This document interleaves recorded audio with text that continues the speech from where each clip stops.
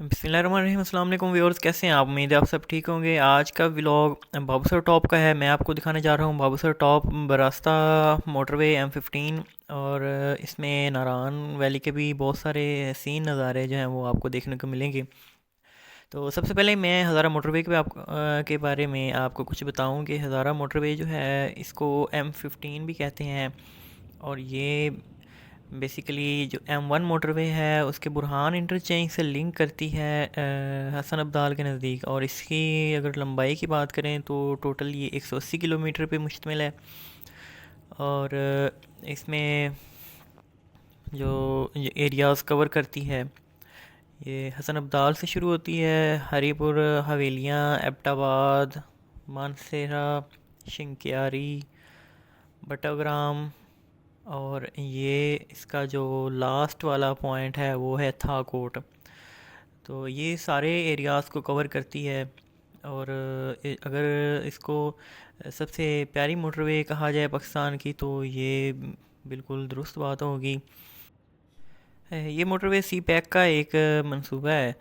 तो ये पहाड़ों को काट के बनाई गई है। और जहाँ पे पहाड़ों की लंबाई ज़्यादा थी वहाँ पे टनल्स बनाई गई हैं, ख़ास तौर पे पहाड़ों के कटाव को रोकने के लिए। तो इसमें अगर टनल्स देखें तो ये आप एबटाबाद टनल देख रहे हैं। एबटाबाद में भी टनल है। इसके अलावा मानसेरा टनल्स हैं, थाकोट टनल्स हैं। तो इस पे मुख्तलिफ़ पॉइंट पे जो है ना वो टनल्स बनाई गई हैं, जो कि इसकी खूबसूरती को मज़ीद बढ़ा देती है। तो जी ये सबसे पहला जो हमने स्टे किया है ये बालाकोट पे किया है, डेरा इन रेस्टोरेंट पे। तो यहाँ पे कुछ देर के लिए रुके थे क्योंकि सफ़र काफ़ी कर लिया था। तो यहाँ पे स्टे जो है वो बनता था। तो आप देख सकते हैं ये नारान के हसीन नज़ारे हैं। और नारान की खूबसूरती की बात की जाए तो नारान जो है ना इसका अगर सर्दियों में आप आते हैं तो इसका एक और ही रंग देखने को मिलता है। और गर्मियों में तो फिर ये खूबसूरत दिखाई देती है क्योंकि ग्लेशियर्स पिघल रहे होते हैं। पानी जो है उसकी रफ्तार जो है वो ज़्यादा होती है दरियाए कुनहार में। तो रास्ते में जगह जगह पे आपको आबशारें मिलेंगी, जो कि रोड क्रॉसिंग्स भी होंगी।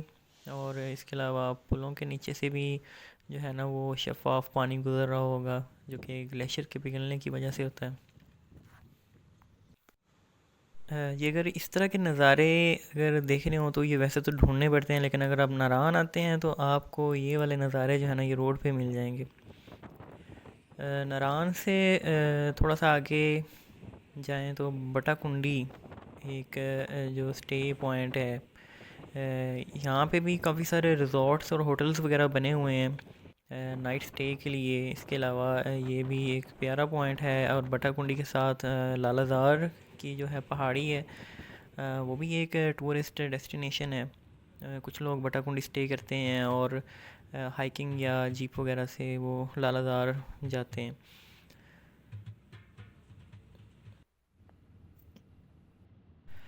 नारायण से अगर बाबूसर टॉप की बात की जाए तो इसका दरमियानी फ़ासला 70 किलोमीटर है। कुछ लोग नारायण विज़िट करने आते हैं लेकिन नारायण देखते हैं और इसके साथ एक झील सैफुल मलूक अटैच है, वो देखते हैं और फिर वापस चले जाते हैं। तो हालांकि नारायण भी खूबसूरत है, उसके पीछे नज़ारे भी खूबसूरत है, लेकिन अगर नारायण से बाबूसर टॉप का फासला जब तय किया जाता है तो यहाँ पे एक से बढ़कर एक हसीन नज़ारा देखने को मिलता है। जैसे जैसे बुलंदी पे चले जाते हैं तो खूबसूरती मज़ीद बढ़ती जाती है। और नारायण से आगे बाबूसर टॉप है और इसके दरमियान जो दरियाए कुनहार का एरिया है, यहाँ पे राफ्टिंग के लिए बोट्स जो है वो पॉइंट बना हुआ है, वहाँ पे आप बोटिंग राफ्टिंग वगैरह कर सकते हैं। तो इसके बाद बिसल एक पॉइंट है नारायण का, ये भी खूबसूरत पॉइंट है। यहाँ पे भी स्नो फॉलिंग एरिया है, वैसे तो ये टोटल ही स्नो फॉलिंग एरिया है।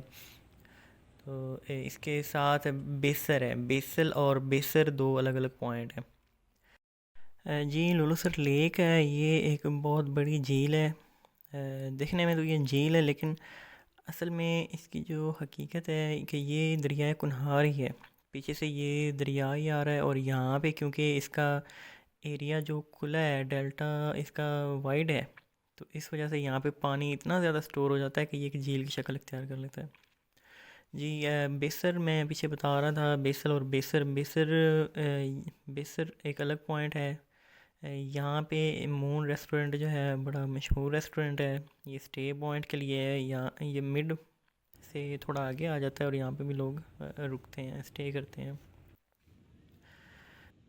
जैसे जैसे आगे बाबूसर की तरफ चलते जाएंगे तो दरियाए कुनहार जो है ये डाउन होता जाएगा, और हम जो है वो बुलंदी की तरफ चलते जाएंगे। जी, बाबूसर टॉप के बारे में मैं कुछ फैक्ट्स जो है वो आपको बताए देता हूँ कि बाबूसर टॉप की सबसे पहले बुलंदी की बात करें तो ये 13,700 फीट बुलंद है सतह समंदर से। और अगर टेम्परेचर की बात करें तो इसका टेम्परेचर दिसंबर जनवरी में -15, -20, -10 यहाँ तक आ जाता है, मतलब इतना डाउन हो जाता है। और यहाँ पे ये एक स्नो फॉलिंग टॉप है। यहाँ पे अक्सर देखा गया है कि जून जुलाई में भी कभी कभार जो है वो स्नोफॉल हो जाती है। ये बाबूसर के इर्द गिर्द का एरिया है। ये बहुत ही खूबसूरत एरिया है, यहाँ पे बहुत प्यारी लैंडस्केप है। इसके अलावा अच्छा, बाबूसर टॉप जिस तरह के ये नाम से ही टॉप टॉप का नाम जो है वो नाम से ही टॉप है। तो इसकी एक ख़ास बात और है कि यहाँ पे जो ग्लेशियर बनते हैं, जो बर्फ़ जमती है यहाँ पे, जब वो पिघलती है तो वो एक साइड से उतर जाती है। उसका जो पानी है वो दरियाए कुनहार में शामिल हो जाता है, नारान की तरफ वो पानी जाता है। जबकि दूसरी तरफ की बात की जाए तो बाबूसर टॉप चूँकि गिलगित बल्तिस्तान में आता है, तो इसकी दूसरी जानिब गिलगित बल्तिस्तान है और चिल्लास की तरफ दूसरी तरफ रोड जाता है। तो दूसरी तरफ जो पानी इसका पिघलता है वो एक थक नाला उसको बोलते हैं, उसके ज़रिए होता हुआ वो इंडस रिवर में जाके गिरता है। तो क्योंकि जैसे मैंने बताया, टॉप टॉप इसके एक साइड पे पानी एक साइड पे चला जाता है और दूसरी जानिब जो है गिलगित बल्तिस्तान में। जी, इसी तरह हम बाबूसर टॉप पे पहुंच गए हैं, और यहाँ पे बाबूसर टॉप पे